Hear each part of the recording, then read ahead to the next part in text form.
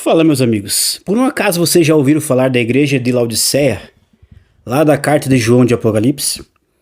Pois é, e vocês se lembram que Jesus, ele não elogiou essa igreja, ele foi direto ao ponto. E a gente pode lembrar a causa, o motivo, a razão, a circunstância por que Jesus não elogiou essa igreja. Vamos dar uma analisada um pouco no contexto sobre a igreja de Laodiceia. Me acompanhe nesse pequeno panorama. Vamos lá.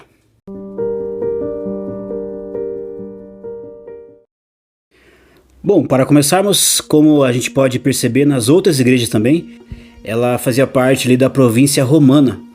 Então ela era também uma igreja rica, era uma cidade rica. No caso, Laodiceia era uma cidade muito rica e ela já sofreu no seu contexto histórico, ela já sofreu 2 terremotos.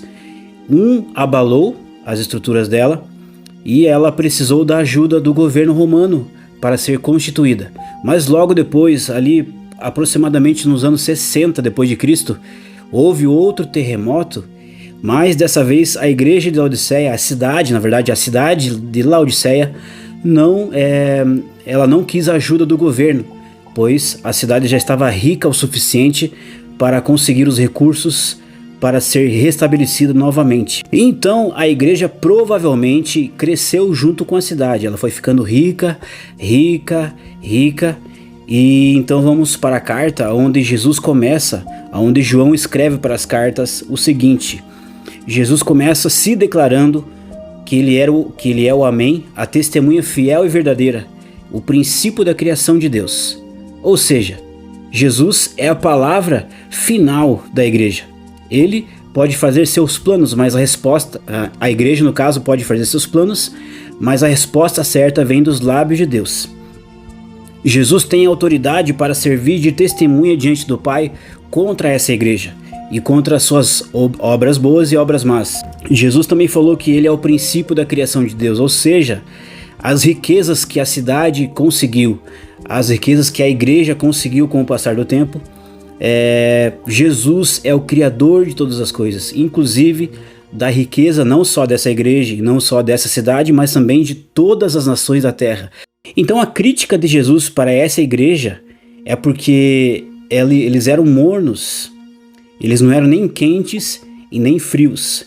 Jesus fala com eles através dessa ilustração, porque na cidade de Laodiceia a questão da água era bem complicada. Ela vinha de uma região a mais ou menos 10 quilômetros, ela vinha por negócios de aquedutos, e quando chegava na cidade de Laodiceia para beber, essa água chegava morna, então ela não era nem quente nem fria. E quando a gente bebe uma água morna, a gente sente um pouco de nojo, assim, não é aquele prazer, de tomar. E quando a gente toma uma água gelada, por exemplo, nesse calor de 27 graus que está hoje aqui em Curitiba, a gente toma essa água gelada e sente esse prazer, sente esse refrescar. Ou quando a gente está com frio e vai tomar um banho, daí desce aquela água quente do chuveiro, ou a gente vai tomar um Nescau quente, e tudo que se remete à temperatura, ou se ela é quente ou é fria, ela acaba fazendo bem para o nosso corpo. Água morna não, água morna é uma coisa que ninguém quer, Então Jesus usa a própria logística da cidade, os próprios problemas da cidade para denunciar essa igreja, para mostrar para a igreja a forma como ela está vivendo por dentro, espiritualmente. Então Jesus continua assim na sua exortação, ele começa a dar conselhos para essa igreja, para ela se arrepender dos seus pecados, se arrepender daquilo que ela estava vivendo. Ele fala que de mim compre ouro refinado pelo fogo. Ou seja, Jesus estava aconselhando a igreja que buscasse a verdadeira alegria, que buscasse as verdadeiras riquezas, que são as riquezas eternas.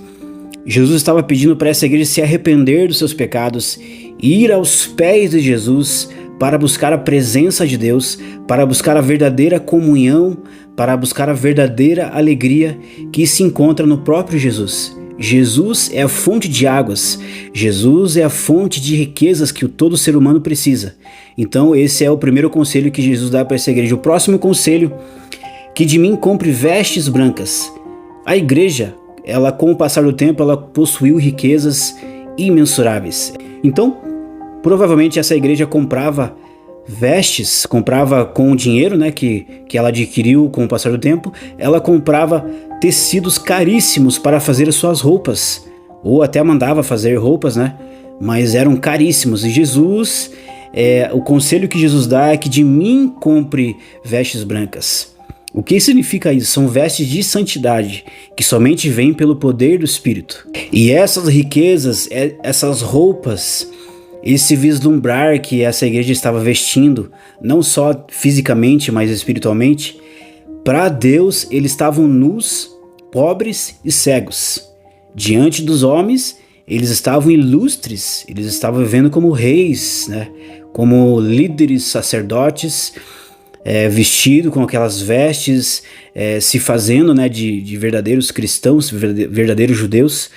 Mas Jesus, quando eu olhava para essa igreja, ela estava exposta no reino espiritual. A podridão dela estava aparecendo diante de Deus. O coração dela estava exposto diante de Deus e isso não tinha como esconder. E Jesus pede para eles vestirem as vestes do sangue do Cordeiro. Jesus também aconselhou essa igreja a comprar dele colírios para os olhos.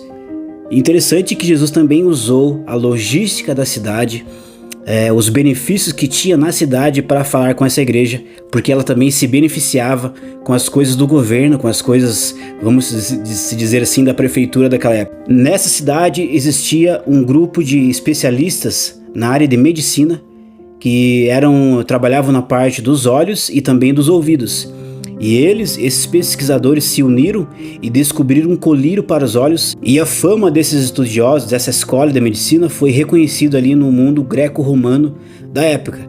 Então Jesus usou especificamente essa questão do colírio dos olhos, porque eles estavam se esbanjando de todos os benefícios, né, das suas riquezas, e eles estavam esquecendo que somente Jesus tinha a verdadeira alegria. E no caso, essa ilustração que Jesus usa, ele fala no sentido que a igreja estava usando um colírio que na verdade estava fazendo ela ficar cega da verdadeira situação que ela se encontrava por dentro. Ela estava pobre, cega e nu, mas ela se via diante dos homens como a igreja vislumbrante de sua época. Então, esses são os motivos que fez com que Jesus ficasse com enjoo e estava a ponto de vomitar essa igreja. Mas pela grande misericórdia de Deus, Jesus mandou que João escrevesse essas cartas para essas igrejas, para que elas tivessem uma oportunidade de se arrepender.